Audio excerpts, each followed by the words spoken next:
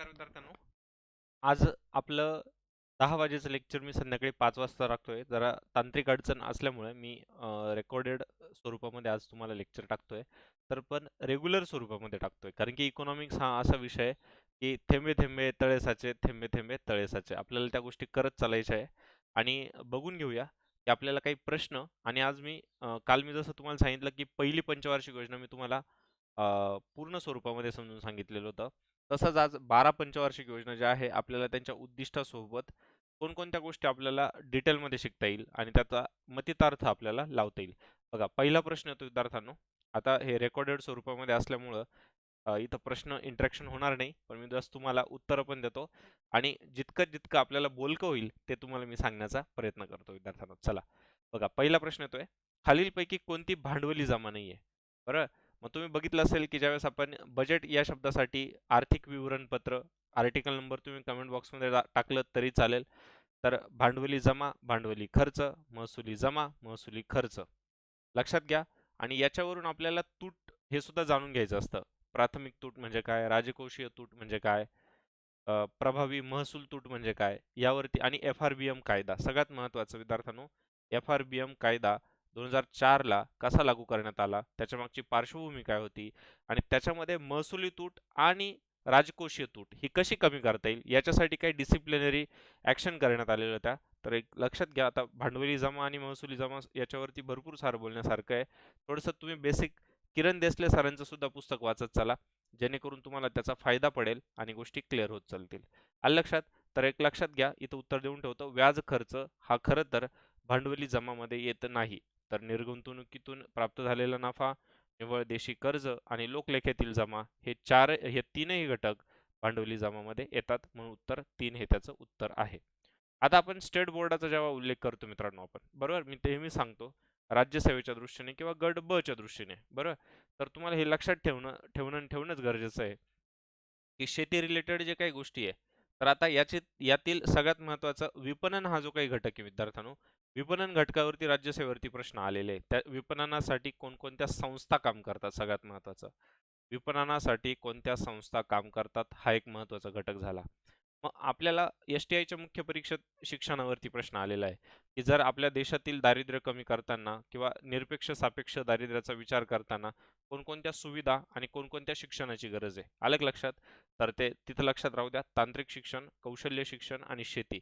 शेती शिक्षणासाठी किंवा शेतीचा प्रसार वाढावा यासाठी कोणत्या विद्यापीठाकडून काही पावलं उचलण्यात येतात का, याच्यावरती सुद्धा तुम्हाला लक्ष देणं गरजेचं आहे. आलं लक्षात? मग सगळ्यात महत्त्वाचा मेन मेन जो हायलाइट पॉइंटेड किंवा जो पिलर आहे सगळ्यात महत्त्वाचा, ग्रामीण विकास. याच्यात तुम्ही राज्यसेवा बघा, गट ब बघा, गट क बघा किंवा आणखीन टेक्निकलची परीक्षा म्हणा. कारण की टेक्निकलमध्ये तुम्हाला वेगवेगळ्या पोस्ट आहे. आलं का लक्षात?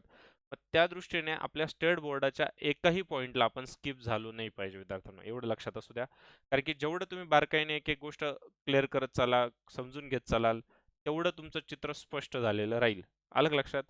ग्रामीण उद्योगामध्ये एक सगळ्यात महत्त्वाचं, कोणत्या पंचवार्षिक योजनेमध्ये, बरं, कोणत्या पंचवार्षिक योजनेमध्ये सगळ्यात महत्त्वाचं काय करण्यात आलेलं होतं, ध्येय करण्यात आलेलं होतं. मग आता आपण सॉर्ट आउट करून घेऊया की ग्रामीण विकासासाठी कोणकोणत्या आपण 12 पंचवार्षिक योजनांचा उल्लेख करूया. आता इथे नंबर देऊन ठेवतोय मी तुम्हाला आणि नंबरशीर आपण काय करूया, महत्त्वाचे त्यांचे ध्येय आपण पार पाडून घेऊया. 8वा, 9वी, 10वी, 11वी आणि 12वी. ठीक आहे. मी आता स्क्रीनला पूर्ण युटिलाइज करतो. मला 2 मिनिटासाठी हाईड करतो. तर पहिल्या पंचवार्षिक योजनेचं टार्गेट कोणतं होतं विद्यार्थ्यांनो? कृषी पुनरुत्थान योजना होती सगळ्यात महत्त्वाचं. पहिल्या पंचवार्षिक योजनेचा जर आपण विचार केला विद्यार्थ्यांनो, तर तुमच्या लक्षात येईल की पहिली जी पंचवार्षिक योजना होती विद्यार्थ्यांनो, ती कशाची होती? कृषी क्षेत्राचं पुनरुत्थान करण्यासाठी योजना होती. सगळ्यात महत्त्वाचं. त्यामुळे कृषी याच्याशी संलग्न आपण जोडतोय. दुसऱ्या क्षेत्राचं बघा, हिला आपण भौतिकवादी योजना म्हणत होतो. ती औद्योगिकरणाशी संबंधित होती. दुसरी जी योजना होती तिला म्हणजे तीव्र औद्योगिकरण करण्यावरती त्यांचा काय होतं विद्यार्थ्यांनो, जोर होता. तीव्र औद्योगिकरण करण्यावरती त्याचा जोर होता. तिसऱ्या पंचवार्षिक योजनेचा जर विचार केला विद्यार्थ्यांनो, कृषी आणि उद्योग योजना म्हणून तिला आत्मनिर्भर योजना सुद्धा म्हणता येईल. कृषी आणि याच्यावरती उद्योगावरती आपण डिपेंडंट झालो पाहिजे त्याच्यासाठी. त्यानंतर चौथ्या पंचवार्षिक योजनेचं बघितलं विद्यार्थ्यांनो, तर स्थैर्यासह वाढ स्थैर्यासह आर्थिक वाढ किंवा स्थैर्यासह वाढ याच्यावरती आपण टार्गेट केलेलं होतं. त्यानंतर 5वी पंचवार्षिक योजना आणखीन महत्त्वाची आहे, ती म्हणजे दारिद्र्य निर्मूलन. सगळ्यात महत्त्वाचं दारिद्र्य निर्मूलन व स्वावलंबन याच्यावरती आपण काय केलं होतं विद्यार्थ्यांनो, टार्गेट केलं होतं.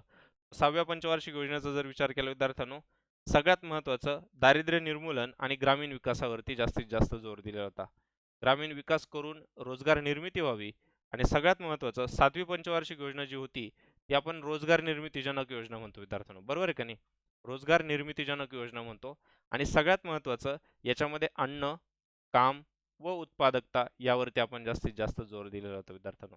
लक्षात घ्या. आणि 8व्या पंचवार्षिक योजनेला जर म्हटलं, तर तिला आपण मनुष्यबळ विकास योजना म्हटलेलं होतं. 8व्या पंचवार्षिक योजनेला आपण काय म्हटलं होतं विद्यार्थ्यांनो? मनुष्यबळ विकास योजना म्हटलेलं होतं. 9व्या पंचवार्षिक योजनेचा विचार केला तर सामाजिक न्याय समतेसह वाढ, सामाजिक न्याय व समतेसह वाढ आपण ह्या गोष्टीवरती काय केलेलं होतं? टार्गेट केलेलं होतं. आणि सगळ्यात महत्त्वाचं विद्यार्थ्यांनो, आता 10वी पंचवार्षिक योजना ही काय होती विद्यार्थ्यांनो? सगळ्यात महत्त्वाची शिक्षण योजना होती. काय होती विद्यार्थ्यांनो? शिक्षण योजना म्हणून तिचा टार्गेट करण्यात आलेलं होतं. शिक्षण योजना. आलं का लक्षात? आता मी तुमच्याशी डिस्कस करता करता तुमचं एका बाजूला काय झालं पाहिजे विद्यार्थ्यांनो? रीडिंग झालं पाहिजे, वाचन झालं पाहिजे आणि त्याच्याशी ॲडिशनल ज्या काही गोष्टी आहेत त्या तुमच्या डोळ्यासमोर तरळल्या पाहिजे. मग साधीशी गोष्ट आहे की नियोजन आयोगाची स्थापना कोणत्या तारखेला झालेली होती ते पण आपल्याला महत्त्वाचं आहे बघा. नियोजन आयोग बघा, नियोजन आयोग. एका बाजूला मी दोन्ही गोष्टी तुमच्या क्लिअर करून देतोय. नियोजन आयोगाची स्थापना तारीख कोणती आहे विद्यार्थ्यांनो? सगळ्यात महत्त्वाचं 15 मार्च, सगळ्यात महत्त्वाचं 1950. बरोबर. आणि सगळ्यात महत्त्वाची दुसरी कोणती आहे? राष्ट्रीय विकास परिषद. त्याचा आढावा घेणारी राष्ट्रीय विकास परिषदेचा जर विचार केला तुम्ही, तर ती कोणती आहे विद्यार्थ्यांनो? सगळ्यात महत्त्वाची 6 ऑगस्ट 1952. बरोबर. 6 ऑगस्ट 1952. मग आपल्याला टार्गेट काय आहे, की ग्रामीण विकास कसा जास्तीत जास्त मजबूत करता येईल याच्यावरती होतं. मग 11वी पंचवार्षिक योजना बघा तुम्ही, सगळ्यात महत्त्वाचं 11व्या पंचवार्षिक योजनेचं जर तुम्ही म्हटलं, तर गतिशील सर्वसमावेशक वाढ आणि 12व्या पंचवार्षिक, कारण की दोघांमध्ये आपल्याला बरेचसे प्रश्न येणार आहे. मग तुमची गट अ ची किंवा गट ब ची पण परीक्षा असू द्या आणि गट क असू द्या. सरळ सेवा असू द्या, तलाठी परीक्षा असू द्या, कोणतीही परीक्षा असू द्या. कोणताही टॉपिक तुम्हाला इर्द-गिर्द हीच माहिती घेऊन येत असतो आणि म्हणून आपल्याला परिपूर्ण पद्धतीने तयारी करणं आणि त्या गोष्टीला तितकाच न्याय देणं, तितकी गोष्ट प्राईम ठरते विद्यार्थ्यांनो. कारण की कृषी पतपुरवठ्याचे बघितलं अल्पकालीन उद्दिष्ट अल्पकालीन कर्ज पुरवठा कोणत्या उद्देशासाठी? 1 वर्षापासून तर 1 दिवसापासून तर मिनिमम 7 दिवसापासून तर 15 महिन्यापर्यंत अल्पकालीनमध्ये कर्ज दिलं जातं. मध्यमकालीनचा जरी तुम्ही विचार केला तर 15 महिन्यापासून तर 5 वर्षापर्यंत कर्ज दिलं जातं आणि दीर्घकालीन जर तुम्ही म्हणाल तर 5 वर्षापेक्षा वरतून जे काही गोष्ट आहे ती दीर्घकालीनमध्ये येते. मग उत्पादक काय? की शेतकरी शेतीचं सुधारणा करत असेल, नवीन काही जमीन घेत असेल, जे काही यांत्रिकीकरण करत असेल आणि अनुत्पादक म्हणजे काय? घरात एखादं मुलीचं लग्न निघालं, तर त्याच्यासाठी काही कर्ज काढत असेल, घरातील एखाद्या कार्यक्रमासाठी कर्ज काढत असेल, तर ते अनुत्पादक अनप्रोडक्टिव्हमध्ये येतं. आलं लक्षात? मग अशाच प्रकारे आपल्याला जे काही शेतीशी रिलेटेड बघा विद्यार्थ्यांनो, आता पुढचा प्रश्न आपला प्रश्न क्रमांक हा काय येतोय? 2 येतोय. बघा. ग्रामीण पतपुरवठ्याचा आढावा घेण्याच्या उद्देशाने भारत सरकारने सन 1989 साली कृषी पतपुरवठा व आढावा समितीची स्थापना केली होती. तर या समितीचे अध्यक्ष कोण होते? या ठिकाणी व्यक्तिपरत्वे नावं सुद्धा बदलून जात असतात. त्यामुळे बरंच गडबड गोंधळ करणारी गोष्ट आपल्या समोर येत असते आणि ती आपल्याला मात्र प्रकर्षाने ओळखायची असते विद्यार्थ्यांनो. आलं का लक्षात? तर या प्रश्नाचं उत्तर येतं विद्यार्थ्यांनो एम खुसरो सगळ्यात महत्त्वाचं. धनंजय गाडगीळ समितीचं तुम्हाला माहिती आहे आपल्या RRB रिजनल रुरल बँकांशी सुद्धा तुम्ही जोडू शकतात. SB व्यंकटय्या हे नाव कर सुधारणेशी सुद्धा आहे. त्यानंतर सगळ्यात महत्त्वाचं प्रत्यक्ष लाभ हस्तांतरण योजनेची शिफारस कोणी केलेली होती? सगळ्यात महत्त्वाचं तर नंदन निलकेनी यांनी. इन्फोसिसचे जे फाउंडर आहे, इवन आधार कार्डची जी काही संकल्पना आहे विद्यार्थ्यांनो, आधार कार्डचा जेव्हा आपण उल्लेख करतो, आधार कार्ड UADAI याची स्थापना सुद्धा नंदन निलकेनी, इन्फोसिसचे को फाउंडर, काँग्रेसच्या लोकसभा तिकिटावरती त्यांनी निवडून आले म्हणजे निवडणूक लढवली होती आणि आपल्या प्रतिज्ञापत्रामध्ये त्यांनी जवळपास 3000 कोटीची संपत्ती दाखवली होती. म्हणजे आपल्या भारतामध्ये असे पण काही प्रामाणिक लोक आहे की त्यांना असं वाटतं की आपल्या भारतामध्ये काही बदलाव झाले पाहिजे. जसं काही महत्त्वाचं आपण राजकीय चर्चा नाही करत आहे, पण असे काही उद्योग क्षेत्रातले काही व्यक्ती आहे की ज्यांनी स्वातंत्र्यापासून काही गोष्टी भारतामध्ये इम्प्लिमेंट करण्याचा प्रयत्न केलेला आहे. त्यानंतर बघा विद्यार्थ्यांनो, 2011च्या जनगणनेनुसार सर्वाधिक बाललिंग गुणोत्तर कोणत्या ठिकाणी होते? तर बाललिंग गुणोत्तर हे कोणत्या? अरुणाचल प्रदेशमध्ये होतं 2011. या ठिकाणी मी तुम्हाला परत एकदा सांगेल, 11वीचं आणि 12वीचं पुस्तक तुम्हाला वाचणं म्हणजे वाचणं मस्ट आहे. तुम्ही किरण देसले किंवा रंजन कोळंबे सरांचं पुस्तक तुम्ही गो थ्रू जाणार असाल, पण तत्पूर्वी तुम्हाला एवढं तरी माहिती पाहिजे, की तुम्ही 2001 ची तुलना 2011शी करू शकतात. मग याच्यामध्ये कोणकोणत्या घनता कुठं वाढलेली आहे, लिंग गुणोत्तर वयोगटाचं 6 वयोगटापर्यंत कुठं आहे, काय आहे, कशाप्रकारे ते होतंय, हे तुम्हाला करणं म्हणजे क्रमप्राप्त आहे. पुढचा प्रश्न घेऊया विद्यार्थ्यांनो आता. बघा, फायनान्शियल इयर 2021 मध्ये कोणत्या राज्याने मनरेगामध्ये सर्वाधिक लोकांना काम दिलेले आहे? बघा, खूप महत्त्वाचा प्रश्न आहे. याचं उत्तर येतं विद्यार्थ्यांनो वेस्ट बंगाल. आता या ठिकाणी परत मी तुम्हाला सांगेल, केंद्र सरकारच्या योजना बघा आणि राज्य सरकारच्या योजना बघा. मग आता सगळ्यात महत्त्वाचं, केंद्र सरकारने पोस्ट कोविड सिच्युएशनमध्ये काही क्रंबल करण्यासाठी भरपूर सारे पावलं उचललेले आहे. मग त्याच्यासाठी इकॉनॉमिक बूस्ट आणण्यासाठी काही महत्त्वाचे पावलं जर उचलले गेले असतील, तर ते आपल्याला ओळखणं आहे. केंद्र सरकारकडून सगळ्यात महत्त्वाचं शेतकऱ्यांचं उत्पन्न दुप्पट करण्याचं टार्गेट होतं 2022 पर्यंत. पण ते काही शक्य झालेलं नाहीये. त्यासाठी केंद्र सरकारने कोणकोणते आर्थिक पावलं उचललेले आहे, कोणकोणत्या योजना त्यांना दिलेल्या आहे, किसान क्रेडिट कार्ड योजनेसारखी स्कीम असेल, किसान विकास पत्र योजनेसारखी असेल, त्यानंतर पीक विमा पद्धती, कोणत्या पीक विमामध्ये किती प्रीमियम आहे आणि त्यातून कोणता बेनिफिट शेतकऱ्यांना मिळणार आहे, लाभार्थी काय आहे, एंट्री एज काय आहे, मॅच्युरिटी एज काय आहे, यावरती तुम्हाला कुठला ना कुठला प्रश्न येत असतो आणि तो तितक्याच प्रखरतेने तुम्ही समजून घेतला पाहिजे, जाणून घेतला पाहिजे विद्यार्थ्यांनो. आलं लक्षात? आता जाऊया आपण पुढच्या प्रश्नाकडे. बघा, काय म्हटलेलं आहे? टिंब-टिंब पंचवार्षिक योजनेपासून नियोजनाचा भार स्पष्टपणे जड उद्योगाकडून दारिद्र्य निर्मूलनाकडे झुकलेला होता. इतक्यातच उल्लेख केलेला आहे मी. सगळ्यात महत्त्वाचं. मग आता तुम्हाला होमवर्क किंवा असं म्हणू शकतो आपण, की reading task of the day काय द्याल तुम्ही? Reading task of the day सगळ्यात महत्त्वाचं. आलं का लक्षात? जेव्हा तुम्ही 11वीचं पुस्तक वाचाल विद्यार्थ्यांनो, आलं का लक्षात? तर तुम्हाला काय करायचं माहिती आहे का विद्यार्थ्यांनो, जो चार्ट देण्यात आलेला आहे ना, 12 पंचवार्षिक योजनांचा दिलेला आहे. बरं? तर 12 पंचवार्षिक योजनांमध्ये इथं अपेक्षित लक्ष्य म्हटलेलं आहे आणि साध्य लक्ष्य म्हटलेलं आहे. तर टोटल 12 पंचवार्षिक योजनांमध्ये तुम्हाला असं काढायचं विद्यार्थ्यांनो, की अपेक्षित लक्ष्य होतं समजा 4.1 आणि मिळवलेलं असेल जर 5.6, मग साध्य वृद्धी दर काय तुमचा जास्त आहे. मग तो तुम्हाला ओळखावा लागेल, की 12 पंचवार्षिक योजनांपैकी कोणता दर जास्त आहे, हे तुम्हाला ओळखणं क्रमप्राप्त आहे. आलं लक्षात? मग इथून हा प्रश्न तुम्हाला ट्विस्ट होतोय हे तुम्हाला लक्षात येतंय. आलं लक्षात? चलो पुढचा प्रश्न. प्रधानमंत्री आणि रुरल एम्प्लॉयमेंट गॅरंटी प्रोग्राम यांचं एकत्रीकरण कोणती योजना करण्यात आली होती विद्यार्थ्यांनो? तर प्रधानमंत्री रोजगार निर्मिती योजना करण्यात आलेली होती. आता सगळ्यात महत्त्वाचं, एन-डी-एच्या सरकारमध्ये अशा भरपूर साऱ्या स्कीम आहे, की ज्यांच्यामध्ये पंडित नेहरू, राजीव गांधी, इंदिरा गांधी यांचे नावं देण्यात आलेले होते. त्यांचे नावं चेंज करण्यात आलेले. कदाचित अशा योजनांबद्दल तुम्हाला प्रश्न विचारला जाऊ शकतो.